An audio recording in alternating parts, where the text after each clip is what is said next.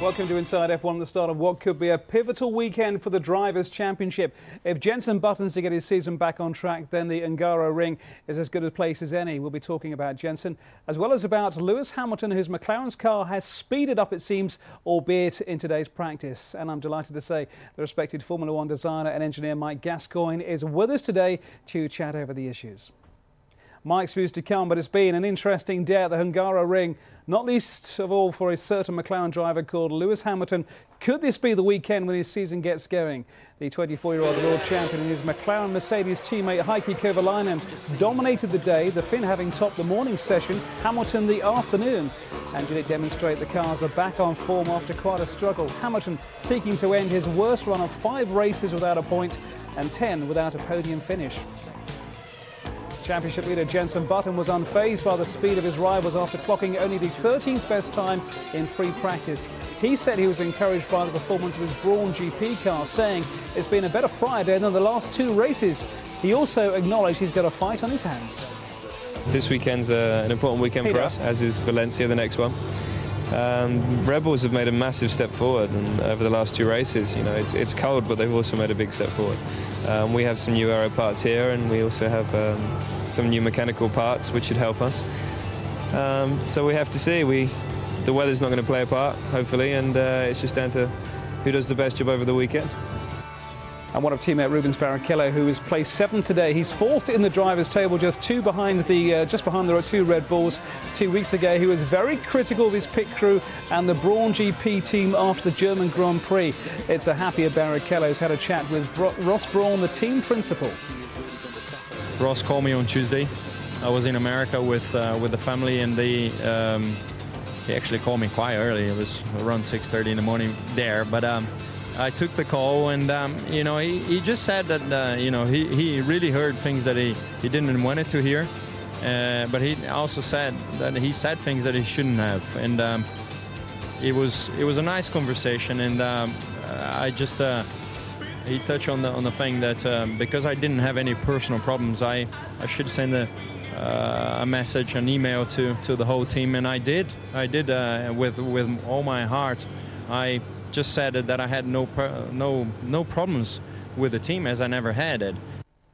So interesting days in the Brawn team. Rubens Barrichello very much off message after that German Grand Prix 2 weeks ago, effectively blaming his team for his failure to win. Mike Gascoigne with us. Did that outburst at the time surprise you? Because it caught a lot of us on the hop. I think so, because Rubens is a very experienced driver. I mean, the most experienced driver in Formula One history, and he should know enough to sort of keep quiet, go into the motorhome, talk to Ross, talk to the engineers, find out what really went on, and then make a balanced sort of statement at the end. Of course, drivers, when they get out, he was leading the race, he wants to get his first victory of the season, and he ends up finishing down in 5th and doesn't understand why. And of course, he's angry, but he should be experienced enough. And we always say to the drivers, you know, come and discuss it behind closed doors before you discuss it with everyone else. It's always the best policy, but he's been man enough to admit that. He was quite emotional at the time. He was talking about leaving the sport altogether. I mean, could we say the same about Ross Brawn, who likewise gave an interview straight afterwards saying, well, I've got to go and talk to Rubens?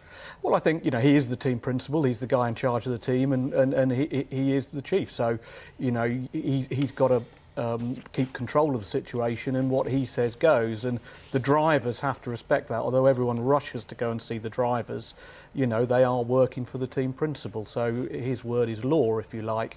But the driver, you know, Rubens should have been he's a guy that wears his heart on his sleeve, and that's a good thing in Formula One. We don't want processed drivers who just stay on message all the time, but he should have thought about it a bit more. All right, Mike, for now, thank you very much indeed.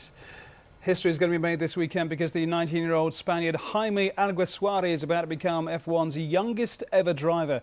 He'll set the age record on Sunday at 19 years, 126 days, breaking New Zealand driver Mike Thackel's mark by 57 days.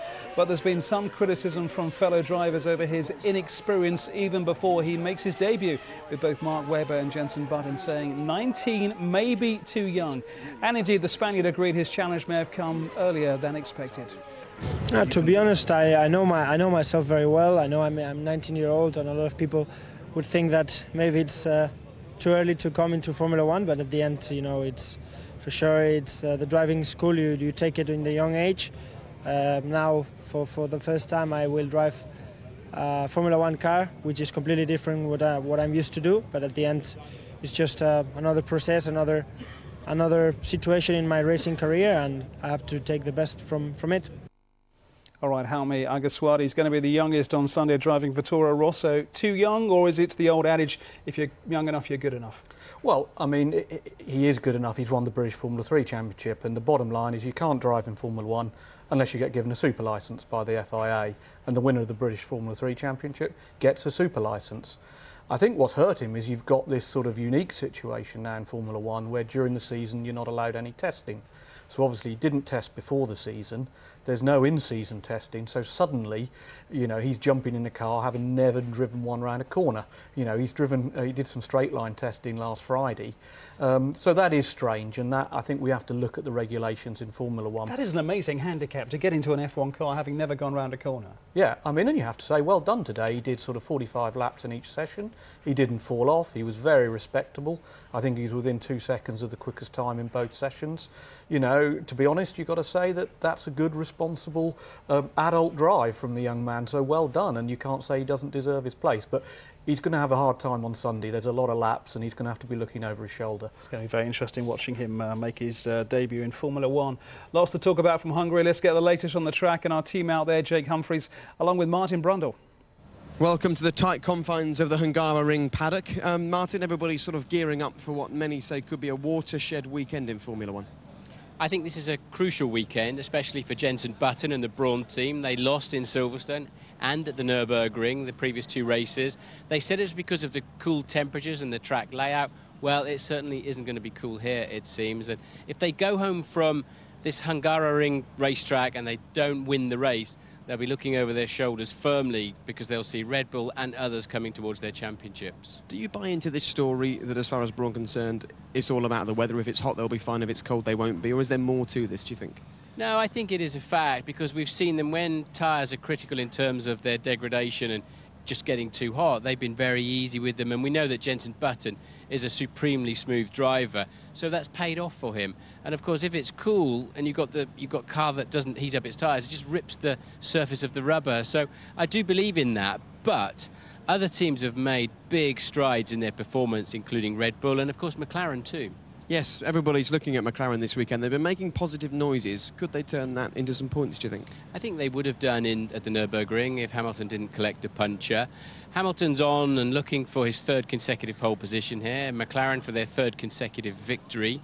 Kovalainen won it last year, of course, and they've looked fast in free practice. I think that McLaren and particularly Hamilton could get right in the middle of the championship fight between Brawn and Red Bull. And let's not discount Nico Rosberg in the Williams and Massa in the Ferrari too, getting involved just as they did back at the Nürburgring. And one guy who certainly isn't gunning for the title, he's just gunning to try and finish this race, I think, is Jaime Alguersuari. His debut, having never turned a corner in a Formula 1 car. He's done a couple of straight-line speed tests. How much of a challenge is it for him to come here and compete? Now, the fans will be laughing at that. He's never turned a corner, but it's absolutely true, isn't it? He has won the British Formula 3 Championship. He is a hot talent for the future, there's no doubt about that, but physically it'll be demanding. This is a tough racetrack mentally as well to find your way around. 14 corners, very much one leading into the other. He's got a challenge ahead of him this weekend, but you know, the cars are pretty good up until within about a second a lap of the pace, and he should be there somewhere. And finally, looking into Mart's crystal ball, can you pick a pole sitter and maybe pick a winner from this weekend? Well, I would say either the Red Bull drivers or Hamilton for pole and for victory, actually. OK, fantastic. There you go. Those are the thoughts of Martin Brundle here at the Hungaroring ahead of the Hungarian Grand Prix, especially for you on Inside F1. Thanks, Jake and Martin. And interesting that Martin Brundle tipped Lewis Hamilton there for pole and possibly a win. Well, he said Red Bull drivers and Covered Lewis. himself. I think I'd agree with him with the Red Bull drivers. I think McLaren have definitely made progress. On Friday, it's always difficult to tell with fuel loads what people are doing and really how competitive they are. I think the Brawns have moved closer to Red Bull than they've been in the last couple of races, and we expected that here. But I think Red Bull still have the edge. But I think Lewis, he may well qualify well, but does he have the car? Probably challenging for a podium, don't think the win. It's getting better though, this car. definitely getting better, and you saw that at the last race and this race. And Kovalainen again is starting to get on the pace as well and do a better job, which he certainly needs to do if he wants a contract for next year. So yeah, they're making progress, definitely. Okay. Well, the man of the moment 2 weeks ago, Mark Webber, of course, winning his first Grand Prix in his career in Germany. Of course, he's been the man who all season long has guided us around the circuit. So as he strives for a second successive win, he shows us what to expect from the Hungaroring.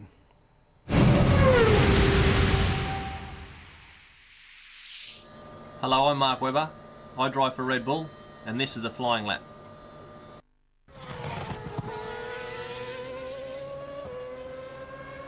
Okay, starting a lap here with Timo Glock from last year at the Budapest circuit in Hungary.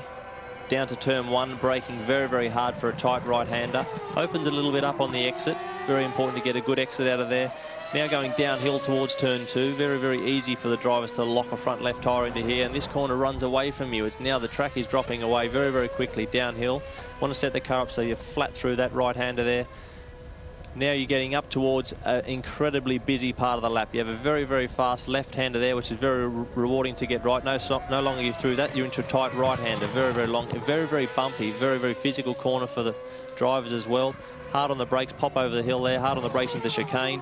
Jumping the curbs a little bit. Now it gets seriously busy. 8, 9, hard on the throttle through here again, running all the curb if you can on the exit through 10 into 11, very, very fast and rewarding corner here. He's looking to use all the road again there. Now a hard brake into this tight right-hander, second gear. Very easy to run a little bit wide there, which he hasn't done, into the penultimate corner, which gives you a chance to cut the car back here. You can see him trying to open the line a bit to get hard on the throttle. Now the last corner, which takes an absolute eternity, bumpy, change of asphalt in the middle. The fans are laughing at you if you get it wrong. Over the start-finish line, finishing the lap.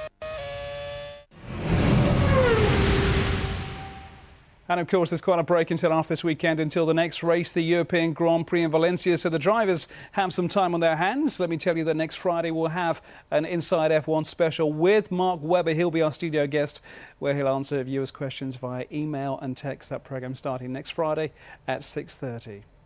So where's this race going to be won? I've got no idea. Mike Gascoigne, tell us.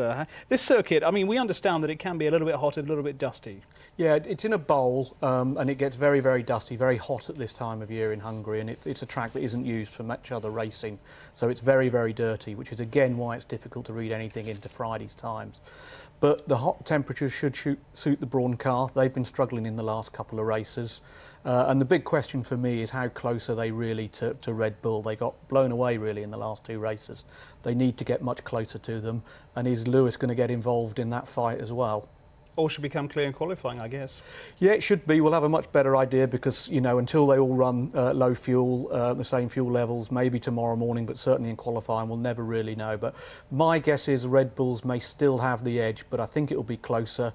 And again, as I said, can Lewis get stuck in? And the key thing on the third thing in session in qualifying is how light will they go on fuel? Because here, traditionally, you want to be on pole because you can't overtake. So the key is to be on pole. But if you run heavy in that last session where you're running with race fuel, you might drop back. Who will go lighter to be on pole, and how much will that compromise their race? Great. Mike, thank you very much indeed, Mike Gascoigne, for being with us. Enjoy the Grand Prix this weekend. Now, as mentioned, after this weekend, a mini mid-season break for Formula One. That also means Inside F1 off your screens for 5 weeks. When we return, we have a new occasional feature called Where Are They Now? It needs no explanation. We'll catch up with F1 stars on the fast, find out how life has treated them since they left. We'll start with Alex Zanardi, the former Jordan Minardi, Lotus and Williams driver. It's a pity that my only point came in my very second race with the Lotus, in a season where actually I thought I was going to win races. That was definitely over-optimistic, but I thought after what I've seen at the shop, what that car was capable of doing with that active suspension system, which was absolutely unique in its kind, very sophisticated, I thought, you know, 1 point after all was just the minimum, the least I could get out of that car, and much better results were going to come. That's it from us. That's it from Inside F1. Have a good evening, and we'll see you tomorrow.